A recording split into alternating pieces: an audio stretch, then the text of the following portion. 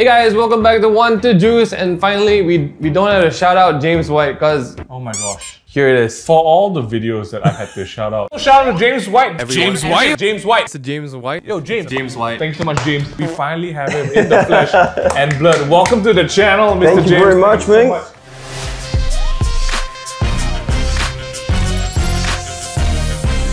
James, we can't begin to even tell you how much impact you have had creating this game, introducing to the people. But today, we want to get to know you as a person, because I think a lot of people have been asking about the game, right? We want to get to know the daddy behind it all. So, okay, the first one is slightly game related, right. But what are some of the games you grew up with? What was some of the stuff that you had fond memories of? Because we see a lot of different ages coming in, and over the weekend as well, there was a father and son duo that came in. The youngest guy was like, what, 12 years old, 8 years old?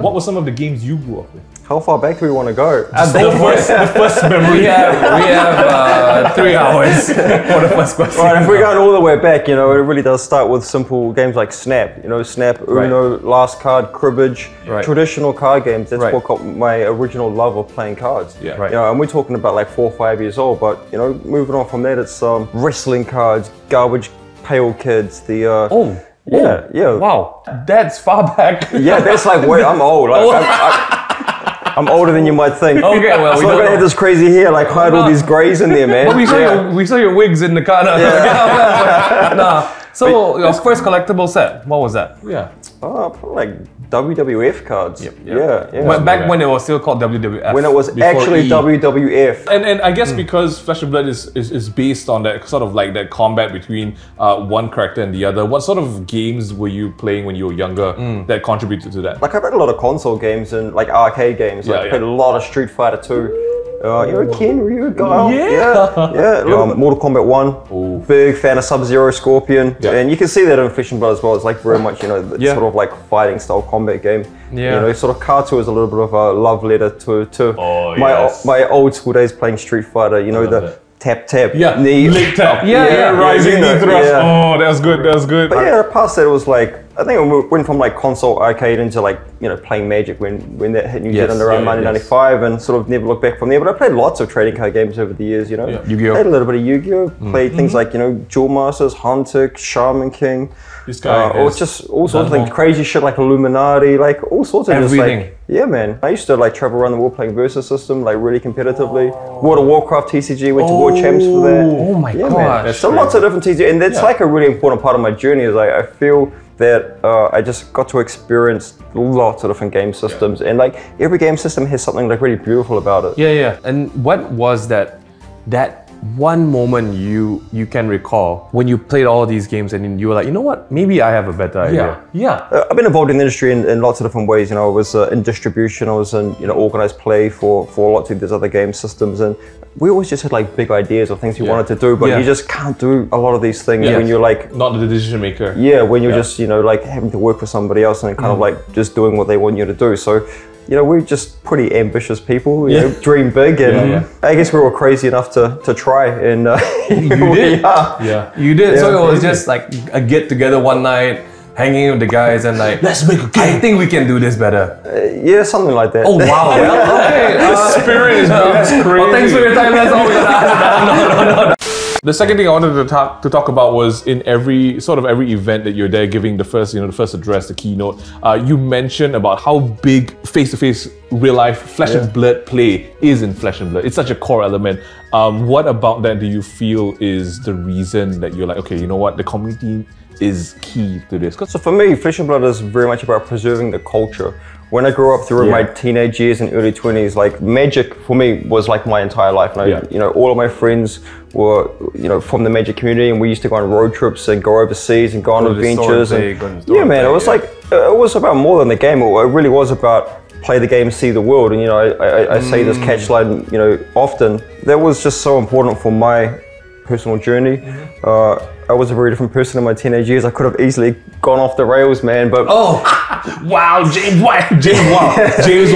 Yeah, not just like play the game, see the world, but even just like play the game, you know, see your country. You know, see your friends that live in other parts of the country. So, you know, I think everyone needs a third place. You know, for people, you know, you got work, you got home, and people need a third place, whether it's like church or the pub or the pub. the club or whatever, or music group or your local game store, or maybe if you play sports, it's your sports club or whatever. Yeah. But everyone kind of needs like a third place. It's true. Yeah. For folks like us who like playing games, it's a local game store. It's beautiful. Yeah. I think that's so powerful because I think looking at this generation now, you both have kids, right? Yeah. The world and entertainment has become so good at being a solo experience. Looking at the screen. Even like console games, computer games is so well adapted for a solo player. Yeah. Flesh and Blood opens it up, and you see like events like the calling, people coming and making friends. Exactly. That's wild. I mean, you talk about third places. Yeah. Let's talk about another third place. Let's talk about your third place. What do you do when the meetings are cleared out, you're on the sign. Yeah, you've pressed all your shirts. What is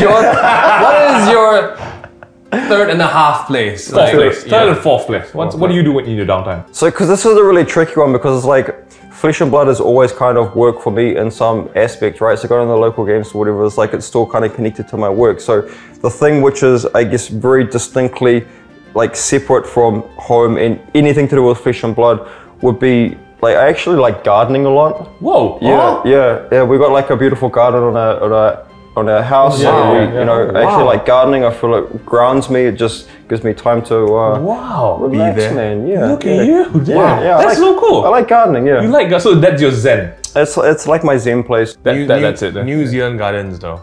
Yeah, we're lucky in New Zealand. We got lots of land. I can't tell if that's a wild sheep or someone owns that sheep. Okay, maybe something like off the road. Basically, anything to do with like creating something comes from inspiration. What triggers your inspiration to develop the story? Like what it all came from? Like Lord of the Rings. Yeah. Lord of the Rings. Lord of the Rings. Narnia, right? Yeah, I've always liked fantasy. Growing up, King Arthur was my favorite story. Right, King Arthur and Merlin and the Knights of the Round Table and Excalibur and all that stuff. So my wife, she's Chinese. We were married for 19 years, so we've had a lot of Asian, influence in my life as well. And I've read a lot of the Chinese classics over the time. So again, coming back to like play the game, see the world. Like the see the world part is really critical to me. I think it's important that all people have an opportunity to broaden their horizons and see that the world is actually really diverse. So just on my travels that I've been very fortunate to have over the years, I just find that really inspiring. Like I just think that you just like get out of whatever your comfort zone is and just like put your phone in your pocket or leave it back at the hotel or home and just like go and walk around and look at shit. And that's inspiring, right? Flesh and Blood, the whole essence of it is be there, play in person. And then COVID hit. Right, like how was that for you? Like that whole season of like, then don't be there in person. It was terrifying. It's terrifying.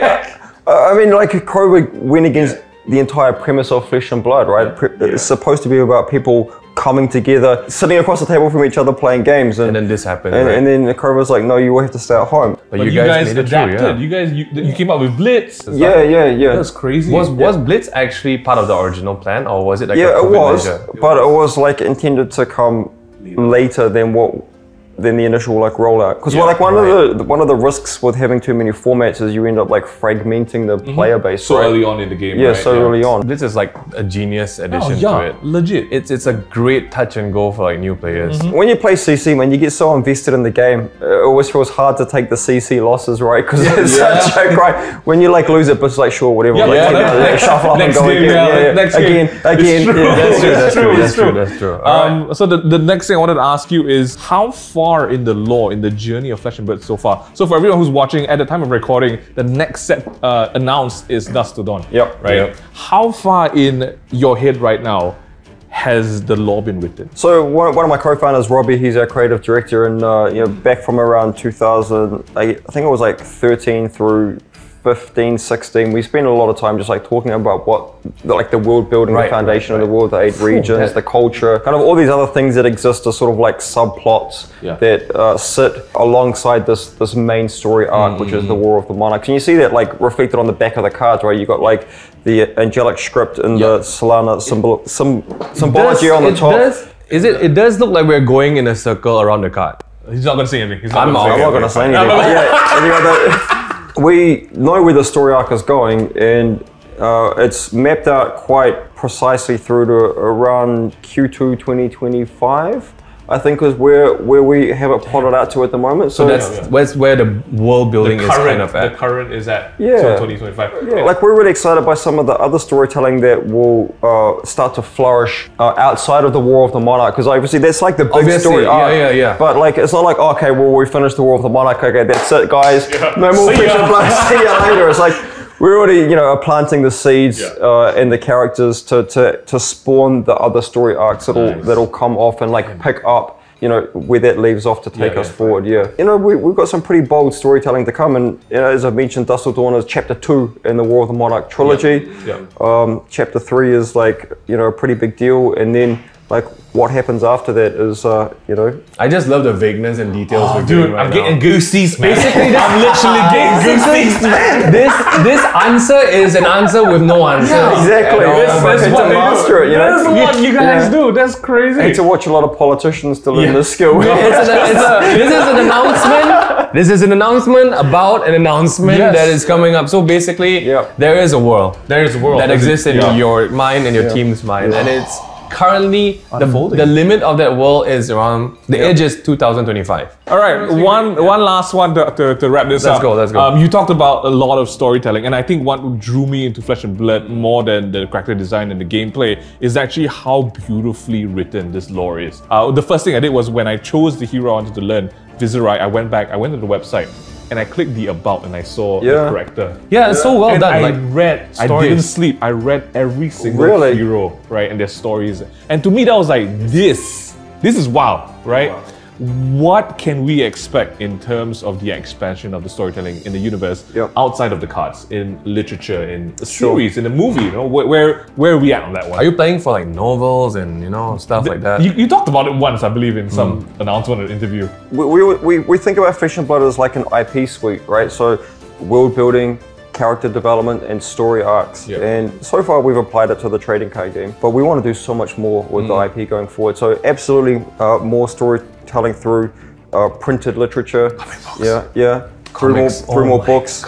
And eventually, Say it, James. eventually, we would like to bring the world to life, on some kind of screen format as well. Amazing. So James, you've been a blessing to all of mankind. Yeah, guys. So if you haven't already caught on, this is Mr. James W, original storyteller of Flesh and Blood. Thank you so much for your time. Thank you for birthing this universe. Thank you. Appreciate everything you guys do. Hey, and do you have any shout out to everyone out there? Yeah, sure. Like and subscribe. Smash that thumbs up button. Help these guys with the algorithm. We need more 1-2 juice in our life. That's it. That's the message. That's the message. Life advice, guys. Thanks, everyone. Thank you, James. We'll see you guys. Sweet. Ciao.